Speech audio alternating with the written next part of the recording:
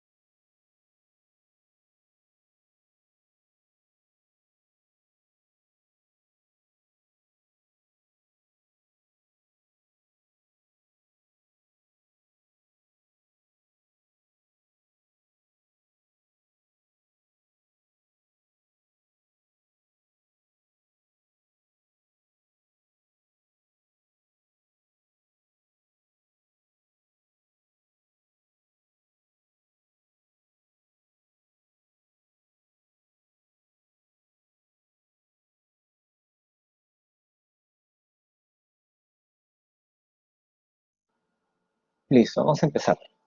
Vamos a ver el día de hoy lo que es neumonía querida en la comunidad. Los puntos que se van a tratar el día de hoy, bueno, algo de epidemiología, fisiopatología, etiología, patrón radiológico, concepto de neumonía aspirativa, complicaciones, diagnóstico, severidad y manejo, ¿no? Todo lo que vamos a ver.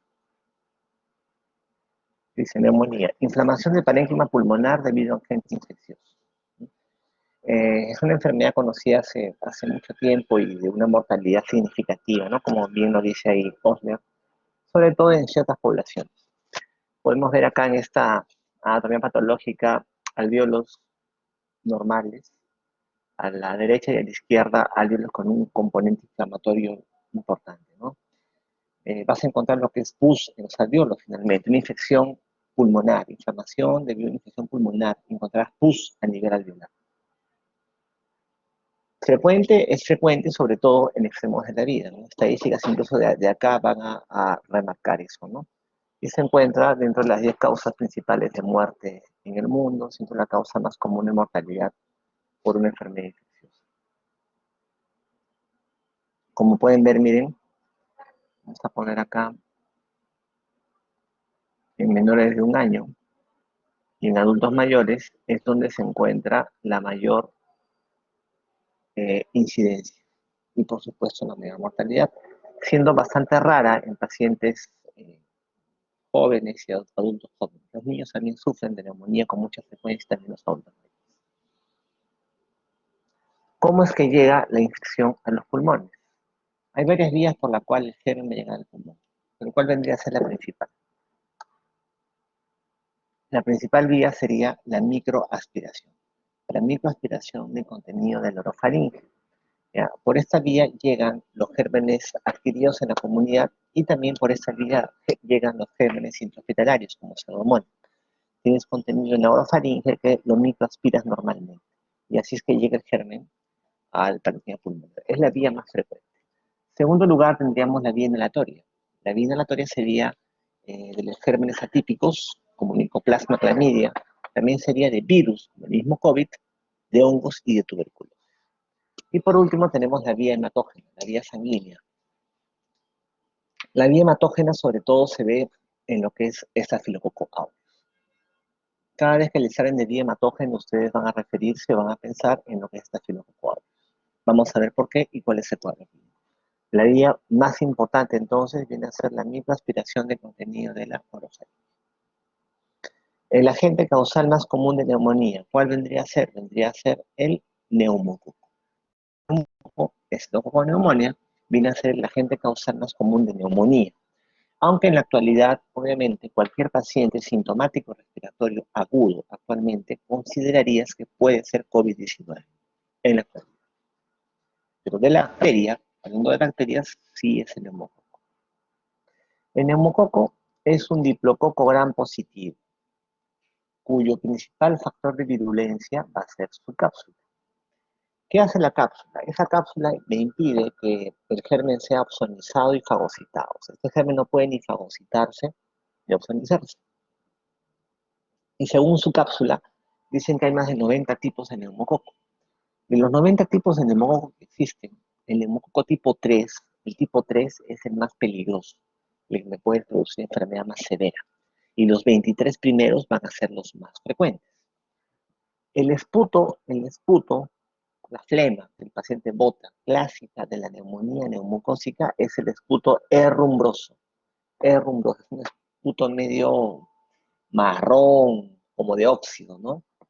A nivel radiológico, lo que me va a dar es una consolidación, un patrón alveolar, una consolidación lobar, por lo general de un solo lóbulo. Y lo que voy a ver adentro del lóbulo, ¿qué cosa es? Va a ser broncograma aéreo. O sea, un fondo blanco, y en ese fondo blanco espacios de aire, como tubos de aire. Acá lo vemos, por ejemplo, en la tomografía se ve mejor, tenemos la consolidación y espacios aireados, son los bronquios llenos de aire, que se dibujan, eso vendría a ser el broncograma aéreo. Este neumococo no solamente es la causa más común de neumonía adquirida en la comunidad, sino cuál es la participación del neumococo, también cómo participa. Todas las etiologías que ustedes ven ahí, ¿ya? El neumococo participa como la causa más frecuente, desde neumonía en VIH, ¿ya? Derrame paraneumónico, meningitis, sepsis en pacientes que no tienen vaso y otras más. Nosotros, ahora con el COVID, pensábamos que el neumococo iba a aumentar, porque cuando vimos influenza, veíamos que la influenza se complicaba con neumonía bacteriana. No fue tanto así, o no es tanto así con lo que es COVID, pero en influenza sí es frecuente como una complicación.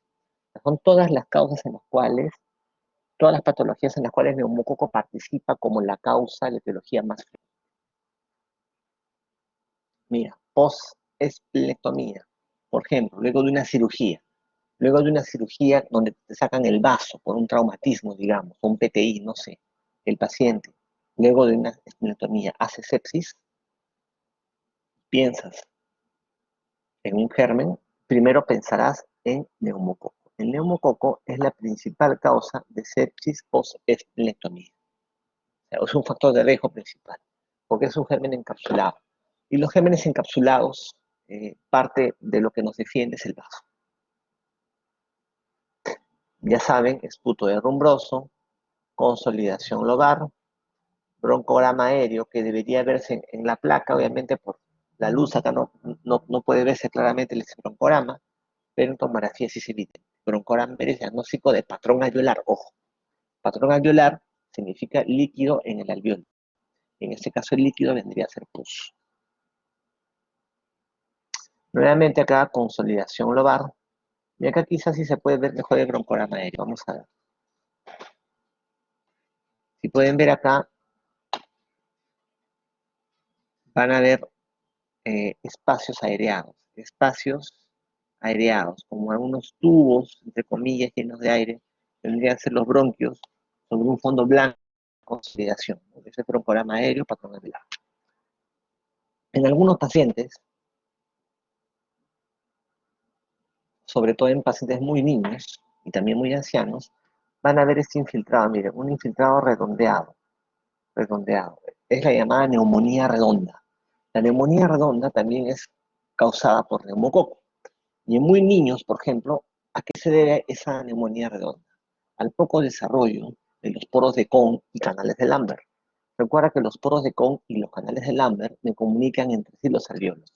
Si no se desarrollan, la pus de los alveolos no puede comunicarse entre alveolos y se queda como una consolidación, digamos, incompleta. La causa más común de neumonía redonda es también neumococo.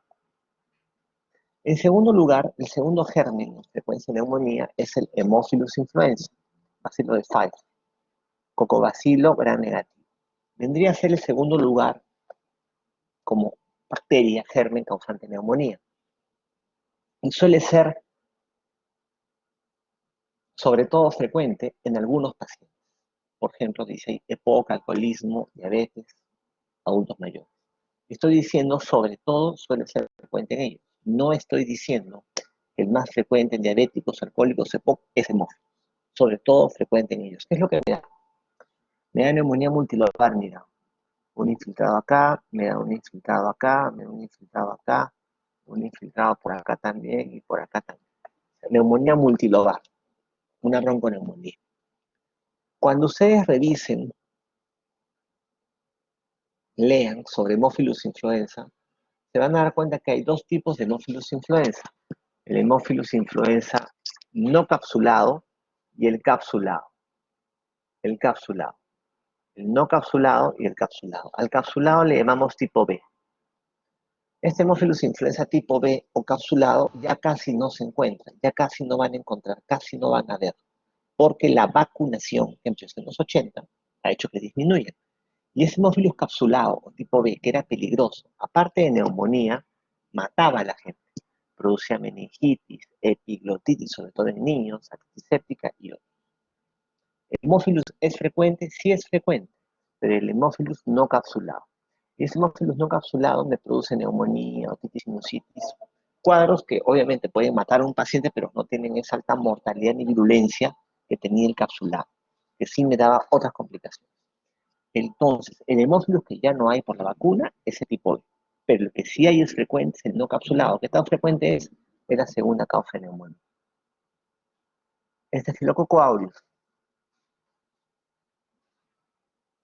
Les había mencionado que Estafilococo aureus viajaba por vía hematógena, ¿no? Llega a pulmón por vía hematógena. Entonces, como dice acá, siempre, o entre comillas, casi siempre, habrá el antecedente de una puerta de entrada.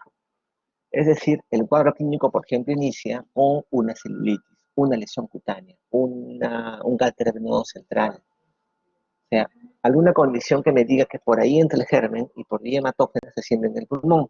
Y encima en el pulmón de forma bilateral. ¿Cómo? Dándome abscesos pulmonares múltiples consolidaciones que se necrosan. O sea, puerta de entrada, celulitis, por ejemplo, a los días, cuadro respiratorio y múltiples abscesos, neumonía estafilocócica. Tiene muchos factores de virulencia, unos más importantes que otros. La cosa es que estos factores de virulencia van a producir necrosis, inflamación en ese nivel. y necrosis y abscesos. Se presenta con abscesos pulmonares,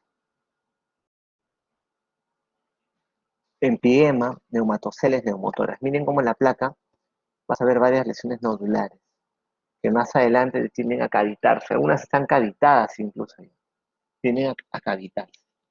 Y me dan empiema muchas veces. Es una neumonía muy agresiva, ¿no? Nódulos que se cavitan, que se abscedan, que se cavitan, grandes o pequeños, empiemas, neumotórax,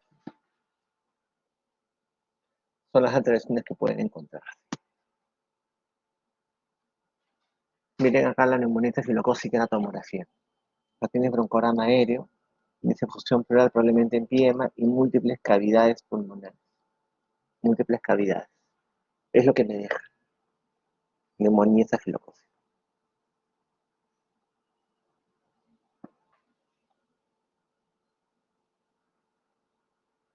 Klebsiella neumonía. Bacilo de Friedlander. Es un gran negativo. Ese gran negativo se puede encontrar tanto como germen adquirido en la comunidad como intrahospitalario. ¿En quién es frecuente? Es frecuente, ahí dice, EPOC, alcohólicos, diabéticos. Es frecuente en diabéticos. No estoy diciendo que es el más frecuente en diabéticos. El más frecuente sigue siendo neumococo, siempre. Pero si tienes una neumonía por Klebsiella, podría presentarse más frecuentemente en diabéticos. En una historia clínica donde pienses Klebsiella, deberían ponerte, entre otras cosas, diabéticos. ¿Cuál es el esputo clásico de la Klebsiella? Esputo en jarabe de grosella. Entonces te ponen simplemente la pregunta, ¿neumonía en un diabético? Neumococo. Pero te ponen la pregunta, neumonía en un diabético que bota un esputo rojizo, gelatinoso, jarabe de grosella, Klebsiella. Ahora, clásicamente, ¿cuál es el infiltrado radiológico que me da? Mira, me da un infiltrado del lóbulo superior derecho, clásicamente, que está en exudativo,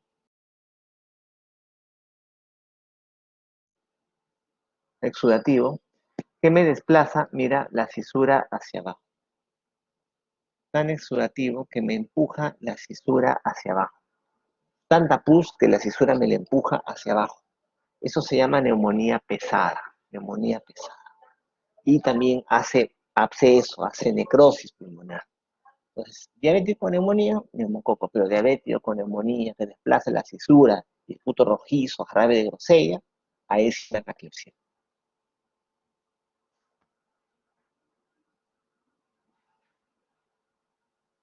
Miren, por ejemplo, aquí está la neumonía neumocócica, ¿no? Tienen acá lo que es la consolidación lobar. Consolidación lobar y pueden ver el programa aéreo. Hemófilus, consolidación multilobar. Estafilococo aureus, mira, nódulos, cavidades pulmonares múltiples. Algunas se rompió y botó pus, empiemas, neumonías bilaterales y siempre con puerta de entrada. Ahora, miren la fisura de la neumonía por Klebsiella. Miren donde claramente se empuja hacia abajo. Neumonía pesada. Ahora, si amplían la foto, se van a dar cuenta de que al medio como que se está cavitando, se está necrosando, se está sedando al medio. ¿Ya? También me da eso, abscesos pulmonares. Diabético, con neumonía, con el lóbulo superior derecho, con el precedente de fisura, ahí sí puedes marcar Klebsiella. Entonces, varón, 75 años, diabético, hace 3 días tiene tos, dificultad, fiebre, dificultad respiratoria, sospechas de neumonía. El agente etiológico más probable, ¿cuál será acá? ¿Qué me dice?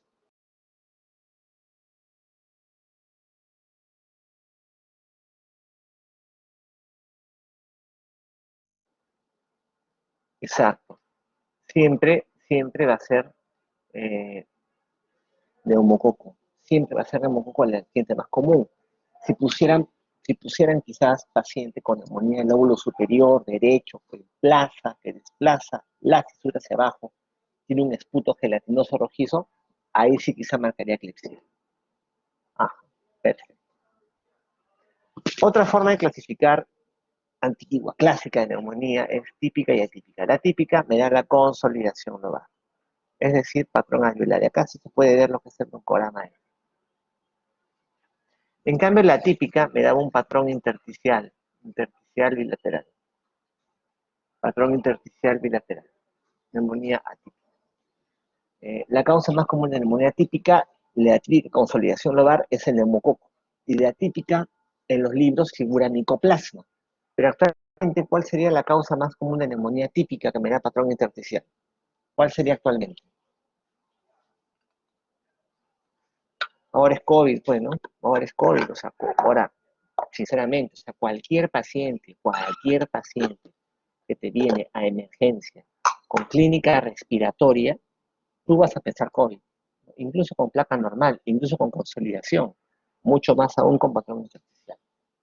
De lo que antes pues, ¿cuántas neumonías atípicas por micoplasma he visto? Habré visto 2, 3 en mi vida. Y COVID ahora, pues, cientos de COVID. Micoplasma neumonía, agente de hito.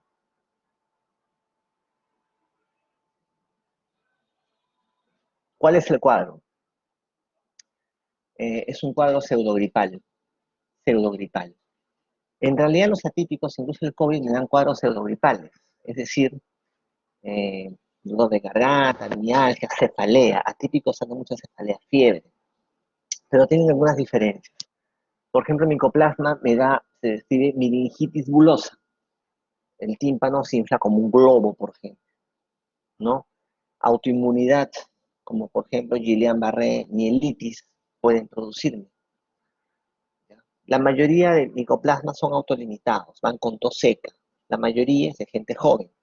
Paciente joven, con tos seca, infiltrado intersticial, incluso la placa del inicio normal puede ser micoplasma neumónico.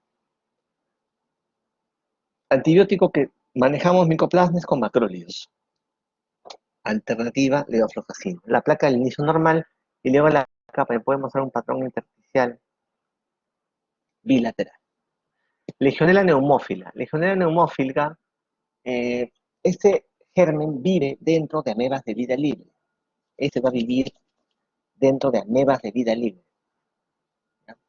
Las amebas de vida libre viven en el agua. Y pueden vivir, por ejemplo, en el agua acumulada, en las gotas o el agua acumulada en los conductos de aire acondicionado.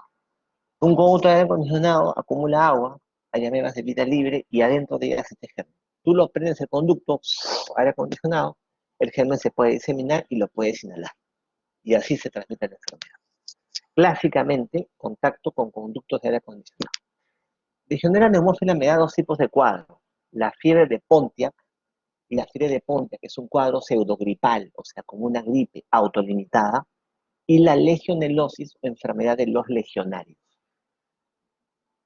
Tienes un paciente adulto mayor con neumonía que hace compromiso de trastorno de conciencia, falla renal, hace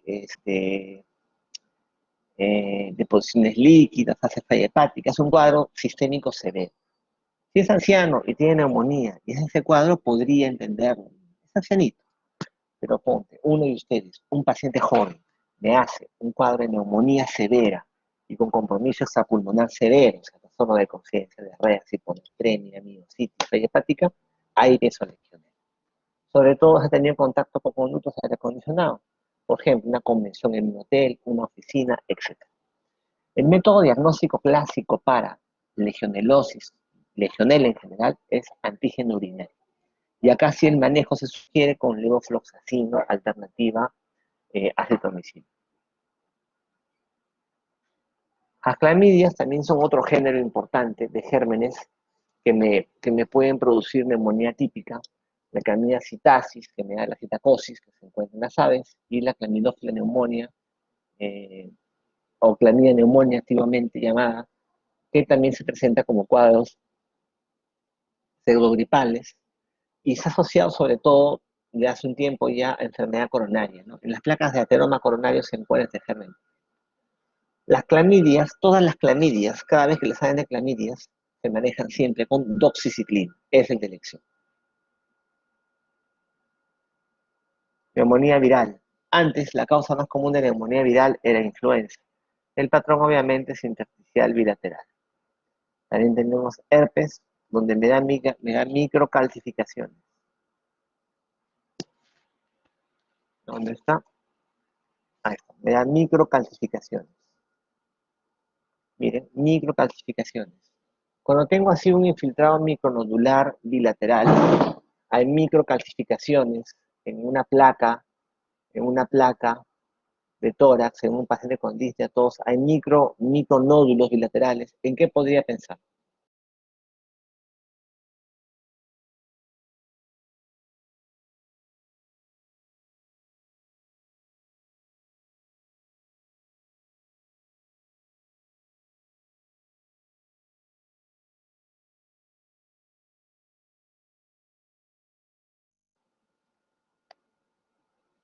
Tuberculosis miliar, claro, el patrón micronodular bilateral, acuérdense, va a ser de tuberculosis. Está en el diferencial. En el diferencial de milia está neumonía por varicela.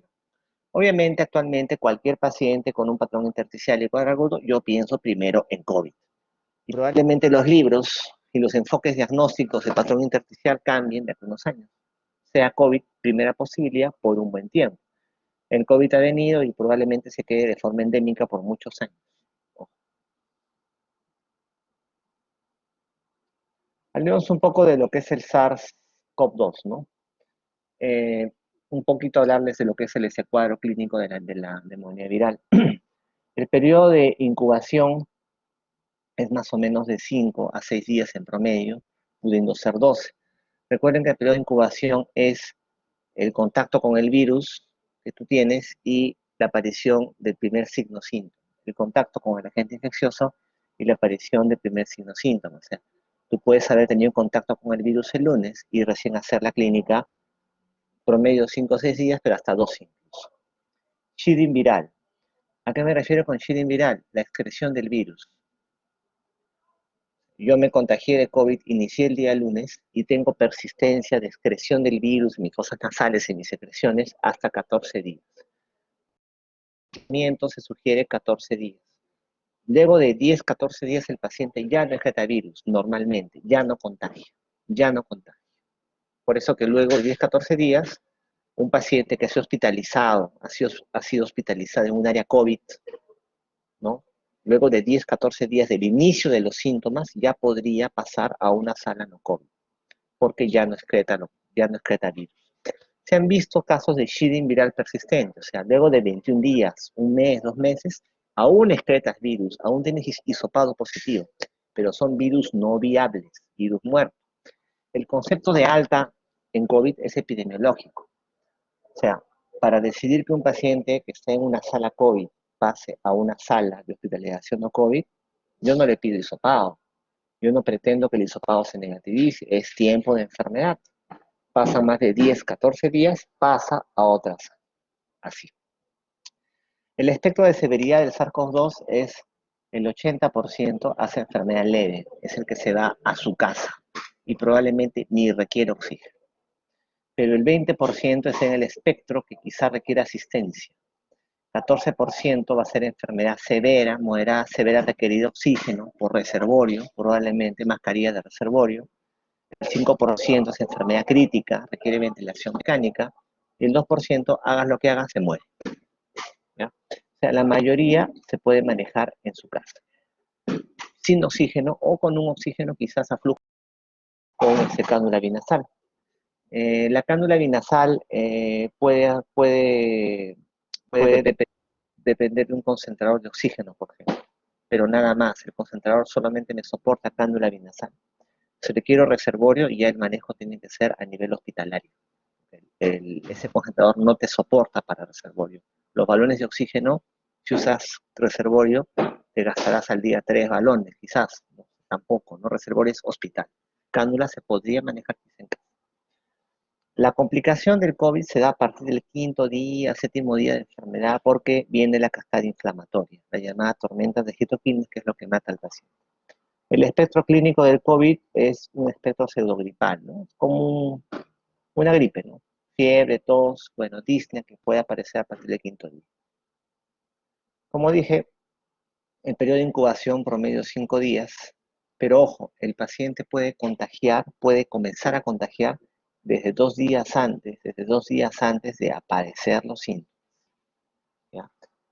empieza con un cuadro pseudogripal y más o menos a partir del quinto o séptimo día el paciente puede comenzar a empeorar.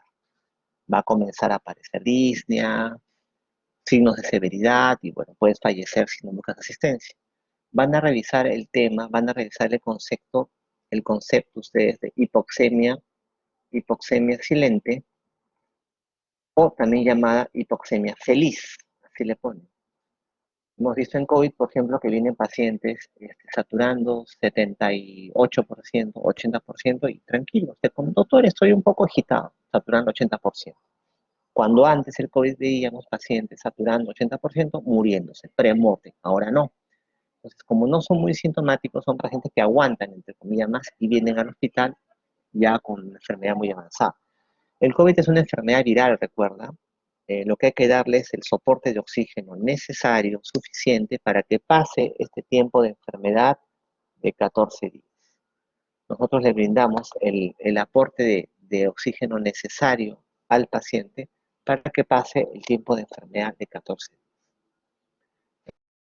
Puede ser sin oxígeno, puede ser cánula nasal, reservorio o ventilación mecánica. Si le doy el aporte suficiente, lo más probable es que se recupere. Si no le doy el aporte que requiere, probablemente el paciente fallezca. Y muchos tienen en casa pacientes con cánula nasal porque se sienten tranquilos cuando en realidad el manejo debería ser un poco con un flujo mucho mayor. Mucho mayor. Las complicaciones del COVID, bueno, hacen un síndrome de estrés respiratorio del adulto y una serie de complicaciones que se están viendo, que las hemos visto, y también las secuelas a largo plazo, cirrosis pulmonar y otras que también se van a ver de acá más adelante. Bueno, algo tenía que hablar también de COVID, ¿no? 22 años de edad, empieza enfermedad hace 4 días con tos seca, dolor faríngeo, fiebre y mialgias. Se le toma radiografía de tórax, encuentra infiltrado intersticial bivaza. El agente etiológico más común de los que se mencionan, ¿cuál sería? Legionela, neumococo, hemófilos, micoplasma, clamidia, neumonía. ¿Cuál sería acá su respuesta? ¿Qué señala?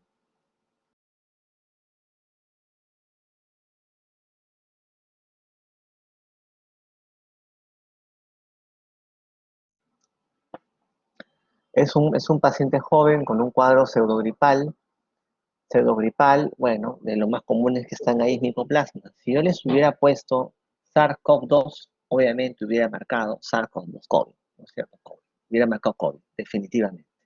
¿No? Pero si hay micoplasma, acá marca micoplasma. Los cuadros clínicos, por clínica tú no puedes ser certero en el diagnóstico etiológico, por clínica no. Pero por frecuencia tú puedes marcar micoplasma, pero si habría COVID por frecuencia, marcarías COVID. Obviamente se requieren pruebas serológicas confirmadas. 40 años, oficinista, desarrolla neumonía, siendo necesaria su hospitalización en cuidados intensivos. La radiografía muestra un infiltrado de alveolo intersticial lateral. Los exámenes auxiliares muestran hiponatremia y llaman la atención la presencia de hematuria. Señale cuál sería el agente etiológico más probable. ¿Qué me responden acá?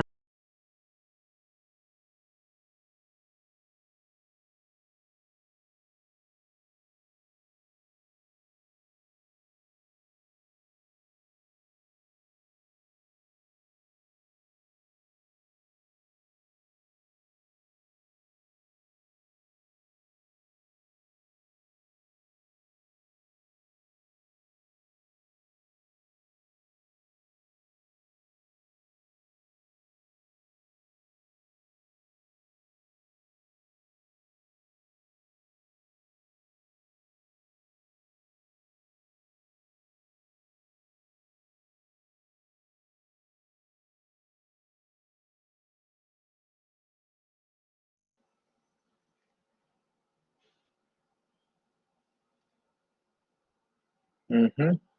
Legionela neumófila. Oficinista es expuesto a lo que es aire acondicionado, ¿no? Puede ser infección por legionela. La legionela me da la fiebre de Pontiac, que es el cuadro leve, y la legionelosis, enfermedad de los legionarios, que es el cuadro severo.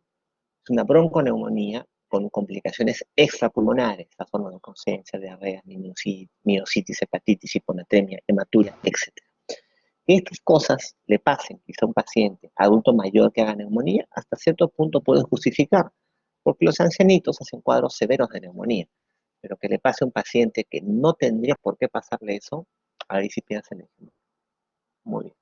La respuesta acá sería la E, ¿no? Depende de la neumonía. Neumonía aspirativa. ¿Cómo se define neumonía aspirativa? Se define como aquel cuadro pulmonar que aparece en un paciente con alto riesgo de aspiración de gran contenido de la orofaringe. ¿Cuál es el paciente que tiene riesgo de aspiración de contenido de la orofaringe? Es un paciente, por ejemplo, con trastorno de conciencia o con secuela neurológica que altera la deglución. Los gérmenes más asociados a neumonía aspirativa siempre han sido los anaerobios. ¿Por qué? Porque los anaerobios forman parte de la flora de la boca, de la cavidad oral.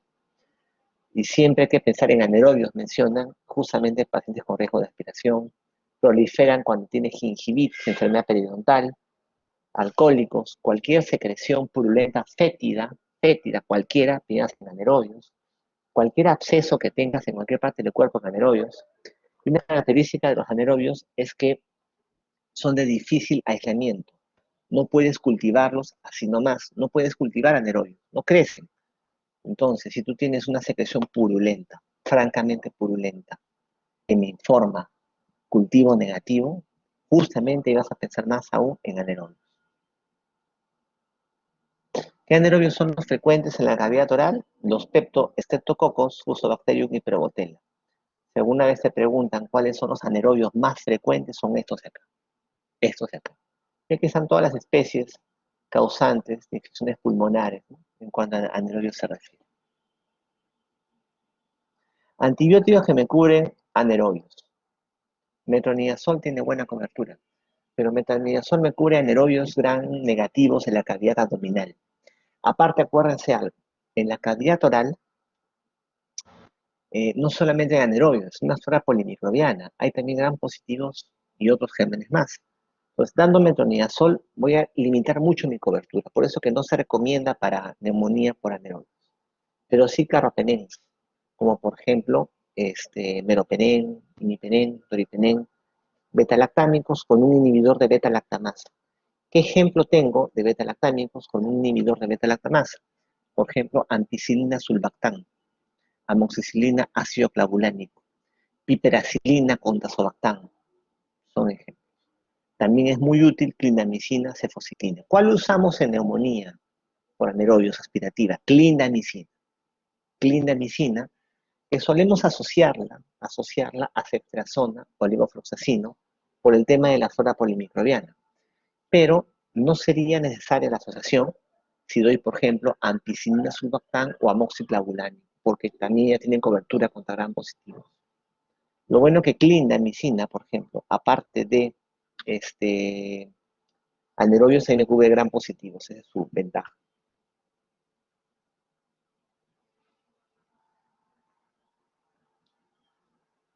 Complicaciones de neumonía. Una neumonía se complica.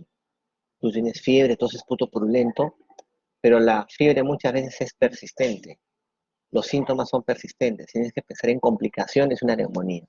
Y una de las complicaciones vienen a ser los abscesos pulmonares. ¿Cómo se manifiesta un absceso pulmonar? ¿Alguien me puede decir cuál es la manifestación de un absceso pulmonar? Tengo una neumonía y cómo sospecharé yo en un absceso pulmonar.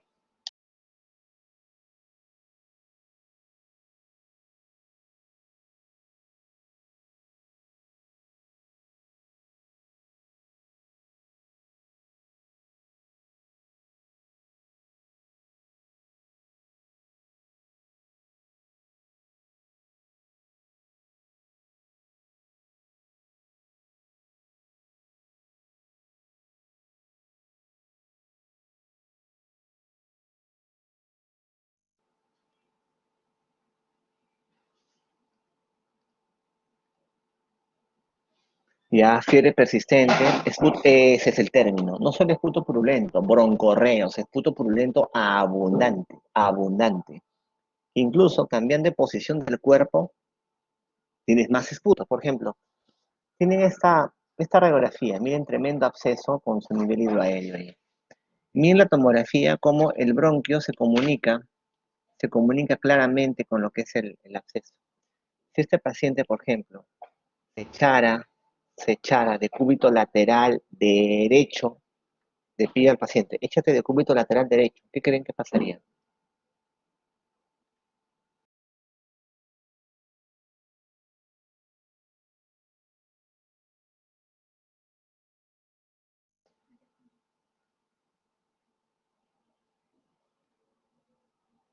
No, podría pasar de que la pus se vaya al otro pulmón también, pero va a tener mayor broncorrea, mayor esputo. O sea, el esputo, la cantidad varía con la posición del paciente.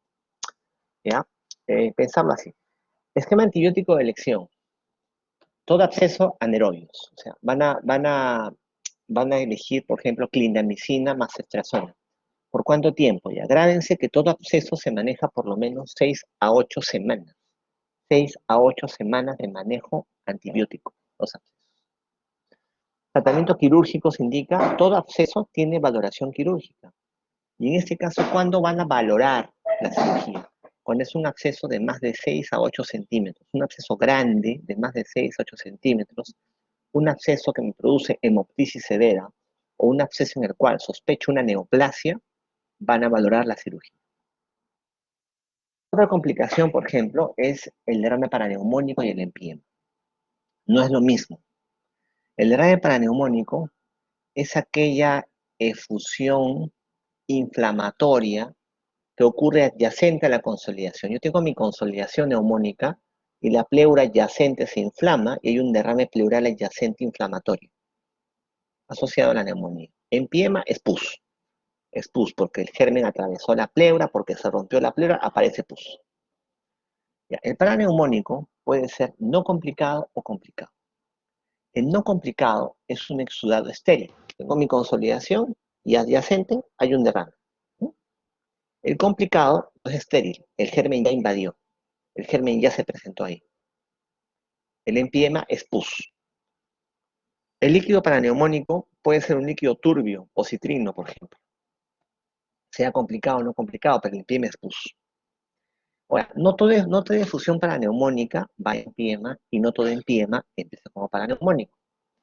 La mayoría de paraneumónicos, la mayoría son no complicados.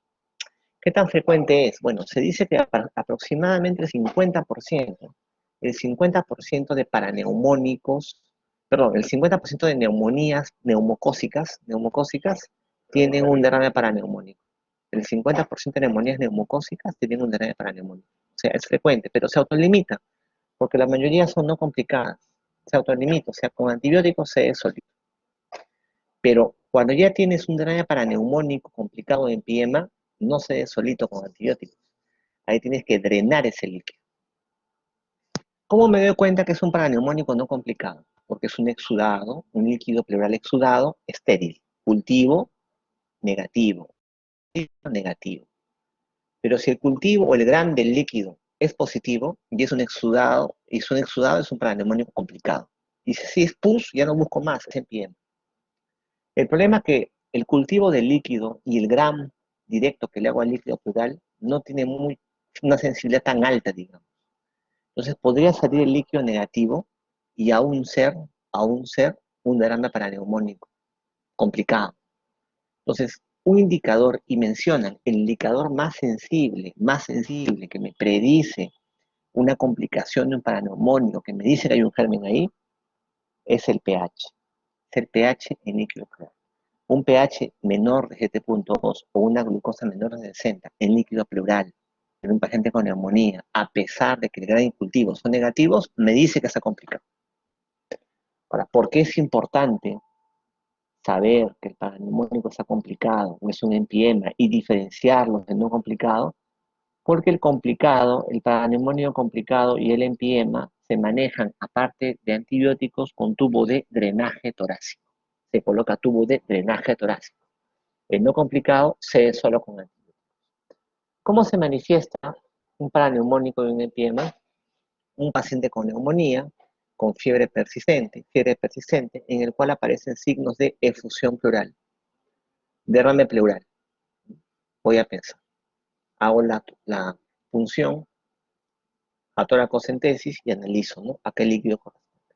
El manejo El paraneumónico no complicado se maneja con antibióticos y se es solito como una neumonía, complicado y empiema con tubo de drenaje torácico. ¿Cómo hacemos el diagnóstico de neumonía? No requerimos cultivos. El diagnóstico es clínico radiológico. Un paciente con clínica de neumonía y una consolidación lobar, con broncorama, por ejemplo. No requiero confirmación microbiológica. Entonces, ¿qué datos serán importantes en la historia clínica para diagnóstico de neumonía? ¿Qué clínica yo buscaré para pensar o diagnosticar neumonía? ¿Qué me dice?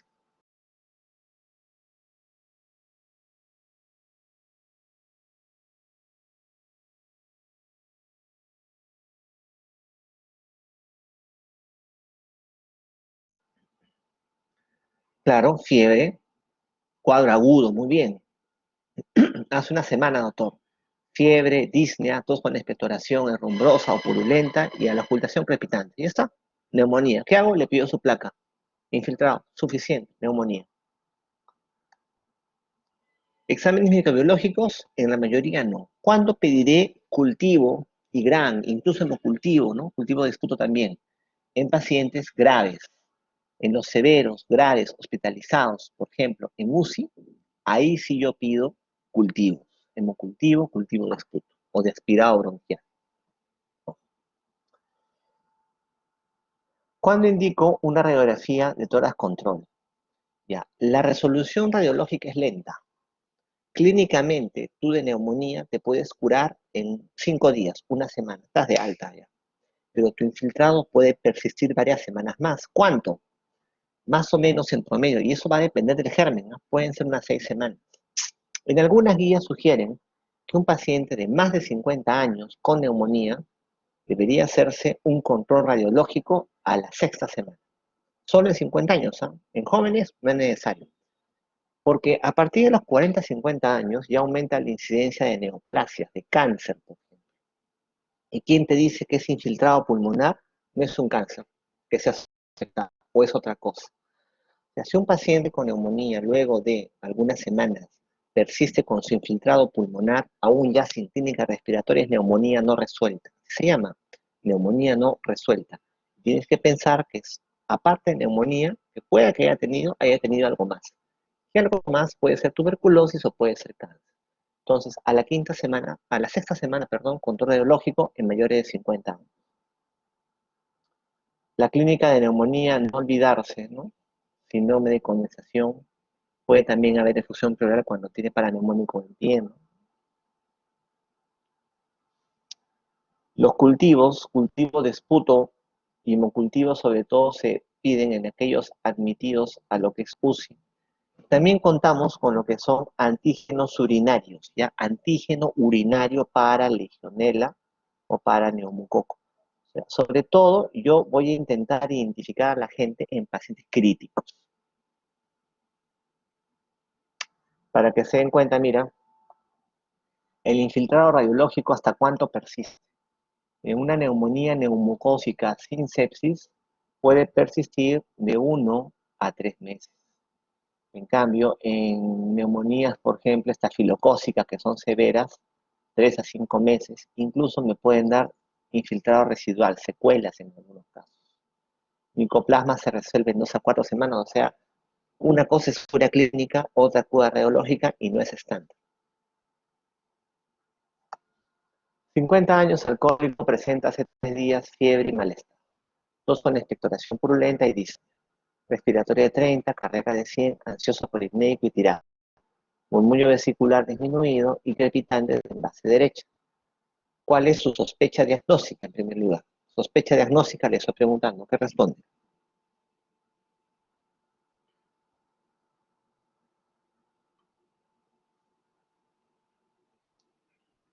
Perfecto.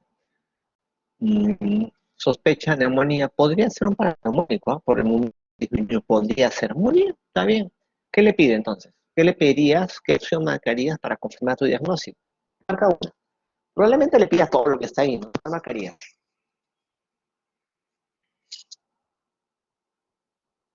Exacto. La respuesta coherente es la B. Radiografía y hemograma. Es más, si fuera yo, solamente te hubiera puesto la opción de radiografía. No te hubiera puesto hemograma para hacer el diagnóstico. Obviamente en la vida real le voy a pedir hemograma, glucosa creatinina, hemograma y placa también de tórax, ¿no? Un paciente es diagnosticado de neumonía necrotizante por Klebsiella. Diga usted cuál es el hallazgo radiológico característico. Usted me responde y si ya se los he dicho.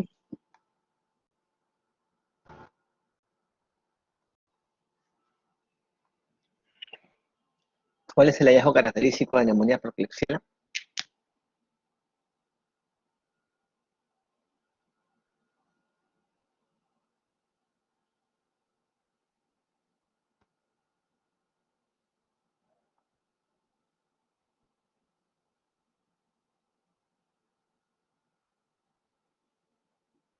¿Y la neumonía pesada cuál es? Desplazamiento cisural.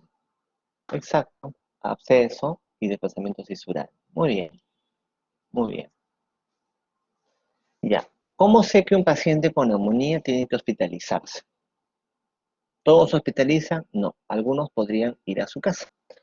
Entonces, salieron algunos scores. Tenemos el score de FIND, que tiene variables demográficas, examen físico, laboratorio. La mayoría se suman, otras se restan y me da un puntaje. Y según ese puntaje yo puedo predecir el riesgo que el paciente se muera, mortalidad. ¿Ya? Entonces, se dice, según esto, que un paciente de la clase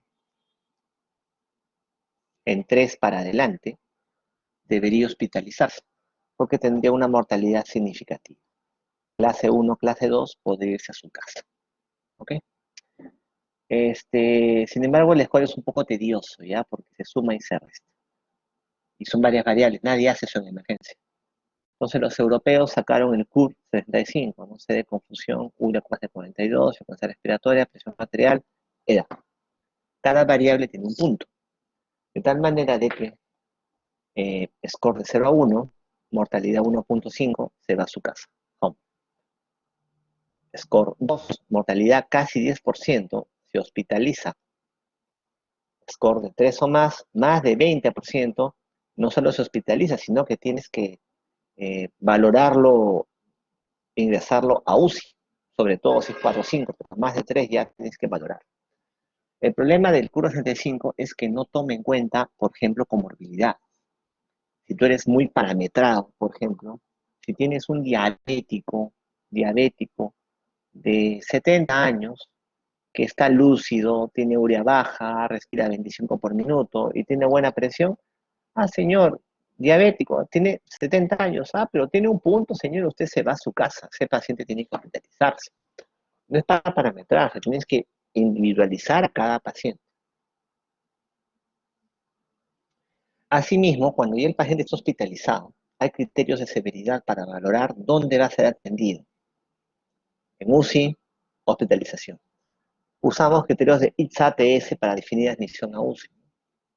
Por ejemplo, criterios mayores, como necesidad de ventilación mecánica invasiva y shock séptico. Si presenta cualquiera de estos, por ejemplo, el paciente debería ser admitido, por ejemplo, en UCI. Y también algunos menores. También existen otros score clínicos que también usamos nosotros para valorar eso.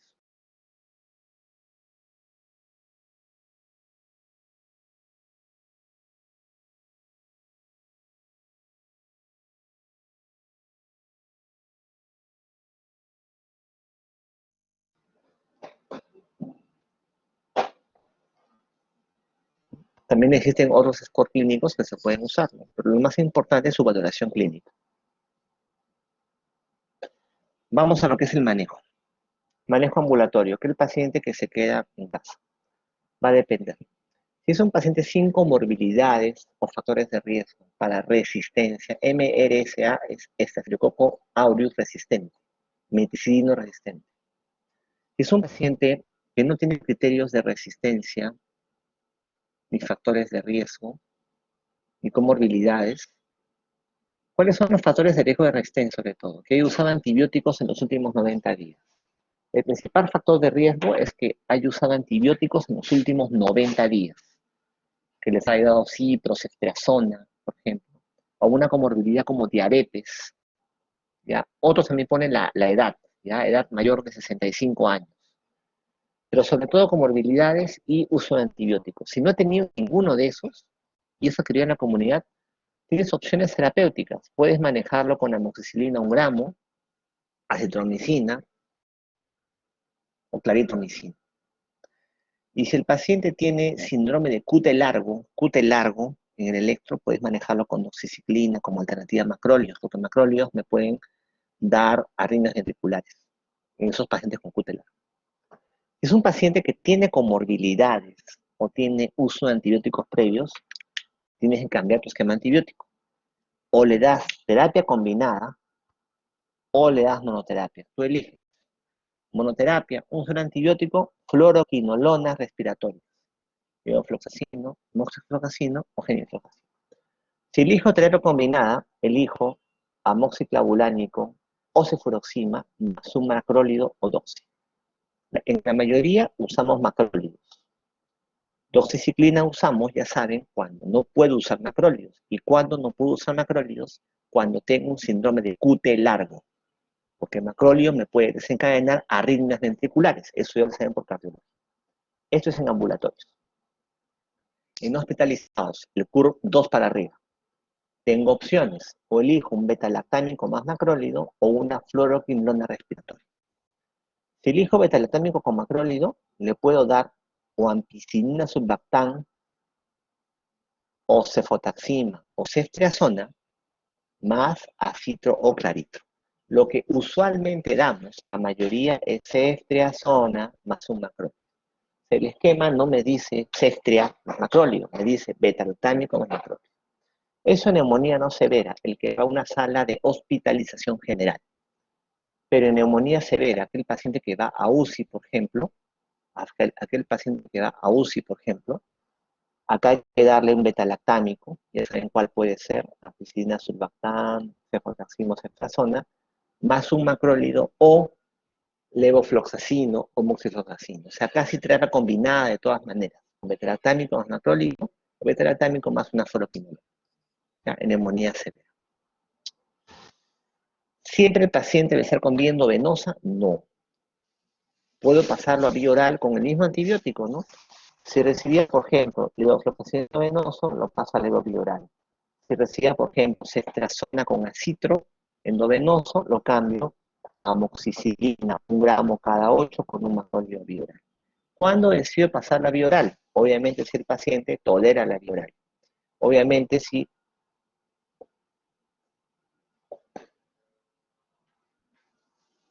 se ha cortado un rato la conexión, me parece. Un momento. Un momento.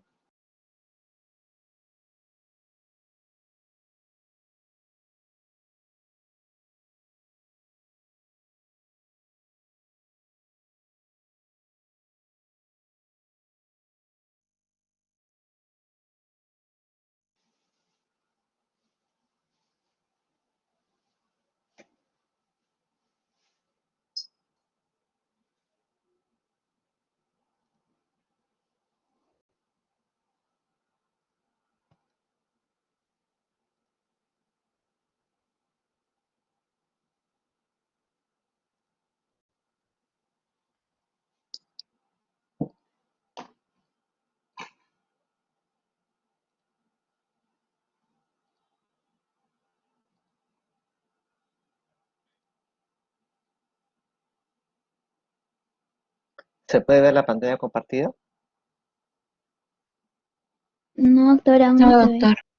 No, no, un ratito.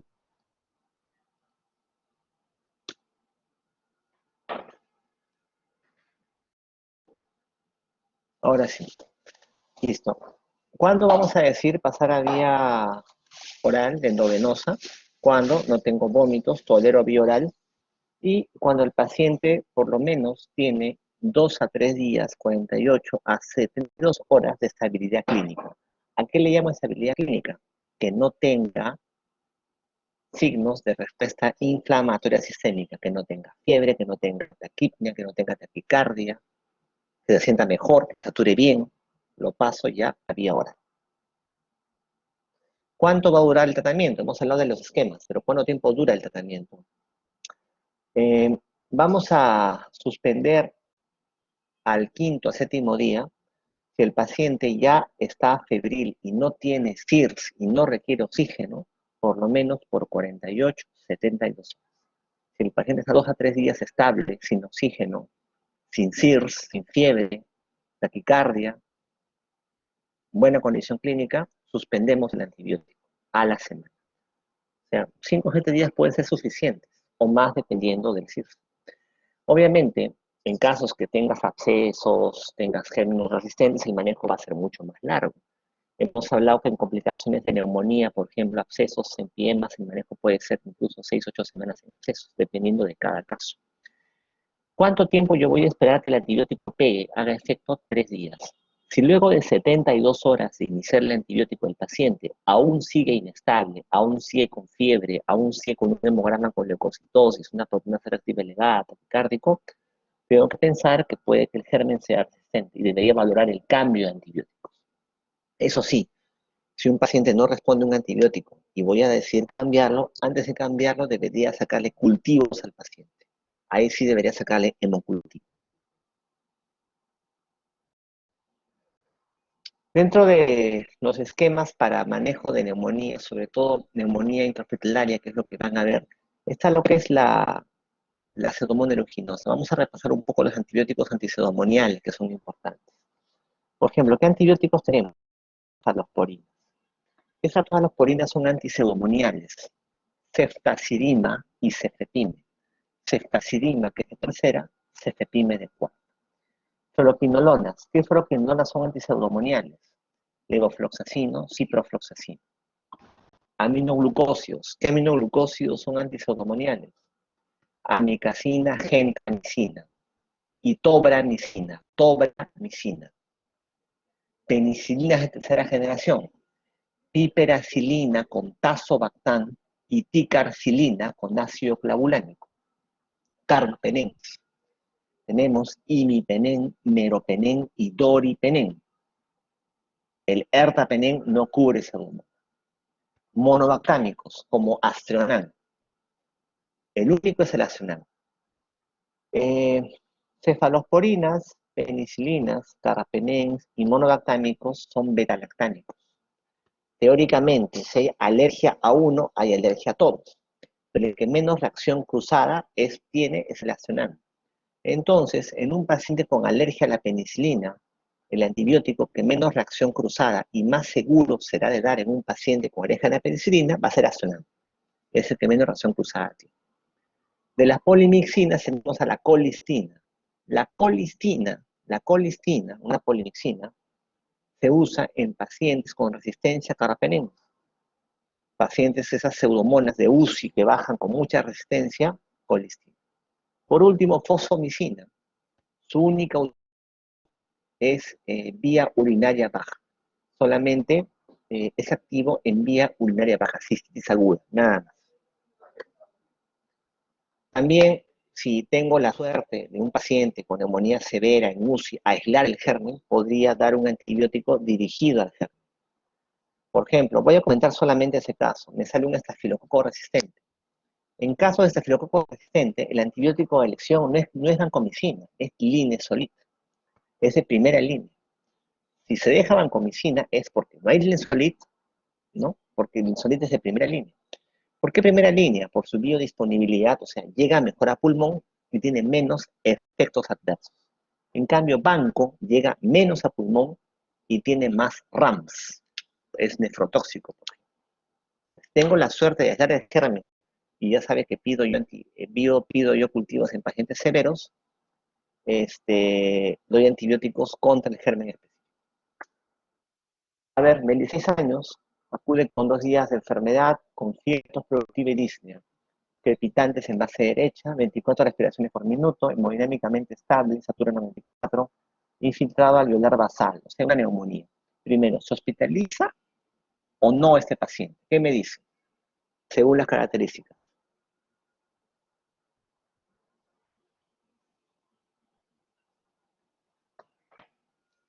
¿Se hospitaliza sí o no? Algunos podrán quizá, doctor, pero falta el CUR. Mira, el CUR es un parámetro nomás, pero tienes un paciente que te satura adecuadamente, que es joven, podría ser tranquilamente de manejo ambulatorio, sin sacar el CUR. ¿Ok? Bueno, entonces será manejo ambulatorio. Muy bien. ¿Qué le das? ¿Acitromicina o ciprofloxacino? ¿Cuál será la opción que tú podrías indicar según los esquemas que se he mostrado? Acitromicina. Recuerda que ciprofloxacino no es una fluoroquinolona respiratoria. Las fluoroquinolonas respiratorias son las que les he dicho. Levofloxacino, moxifloxacino. Cubre neumococo. Ciprofloxacino no cubre neumococo. Perfecto, es la A. La 35 años, VIH sin targa, acude por 4 días de enfermedad con disnea, escalofríos, tos purulenta, consolidación, o sea, neumonía, satura 90. Primero, ¿se hospitaliza o no se hospitaliza? Ambulatorio o hospitalario.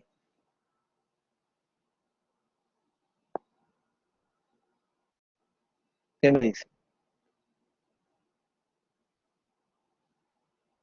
Claro, acá tampoco tienes que depender del CUR. Acá no me interesa, el paciente con VIH, inmunosuprimido, satura 90, 90, tienes que hospitalizarse. Muy bien. Entonces, hospitalario, cotrimoxazol, iconazol, ceftriaxone claritro o es tuberculosis y le doy manejo para T. ¿Qué hago con el paciente? Con la paciente. Ya. Cotrimoxazol va a ser manejo de neumocistis, neumocistosis, que no es el cuadro, neumocistis me da un patrón intersticial. Voriconazol es manejo de aspergilosis invasiva. ¿Ya? Eso no es tuberculosis, es un cuadro agudo bacteriano, purulento. El esquema les he mencionado es beta-lactámico más un macrólido. Muy bien, la alternativa sería la D.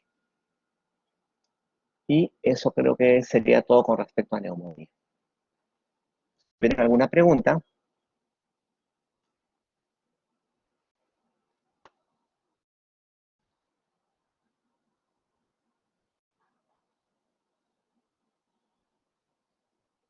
Les voy pasando por acá la clase, el enlace de la clase, que lo estoy pasando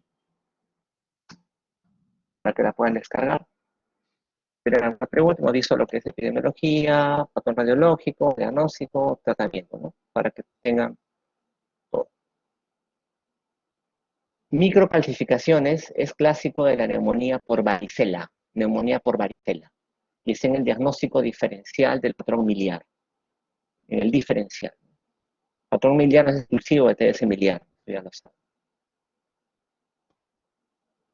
Además de antibióticos, pues hay que darle oxigenoterapia, ¿no? Según su requerimiento, ¿no? Según requerimiento se le da oxígeno al paciente, ¿sí?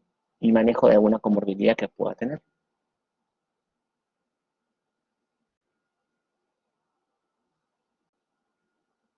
¿Alguna otra pregunta?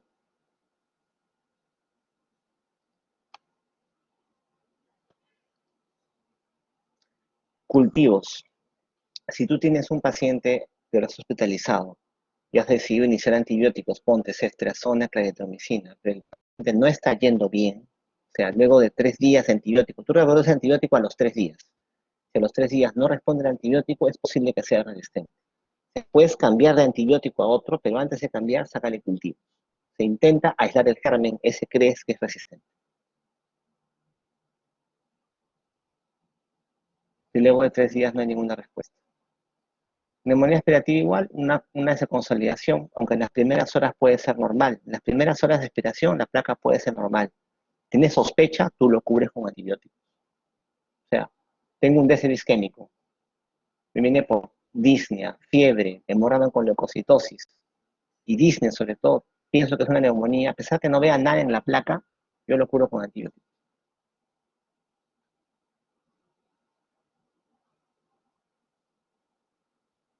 ¿Otra pregunta? Nódulos y cavidades, neumonía estafilocócica, bilaterales, ¿no? Es una neumonía hematógena, ¿no? Con puerta de entrada.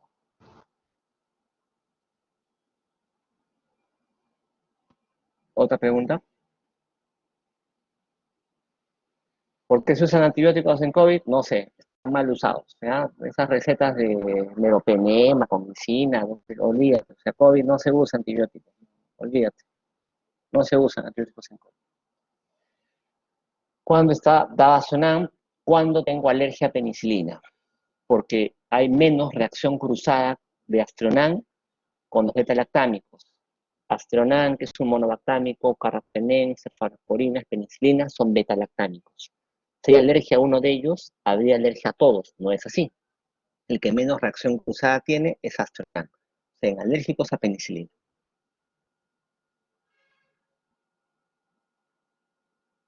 ¿Otra pregunta?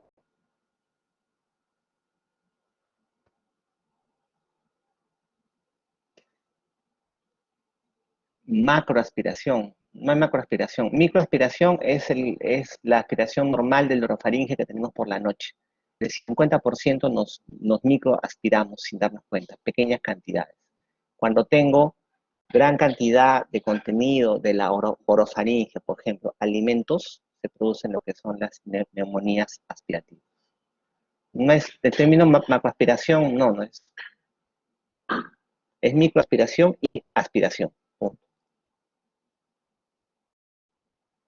Si tienes la suerte que el cultivo me sale positivo, excelente. Pero si sale negativo el cultivo, pH, pues, pH menos de 7.2, yo ya asumo que está infectado. Así el cultivo sea negativo. O sea, líquido pleural en neumonía, para neumónico, con pH menos de 7.2, yo ya asumo que está infectado. ¿Ya? Así el cultivo me salga negativo, está infectado. Y debe ir para tubo de traje torácico. ¿Otra pregunta?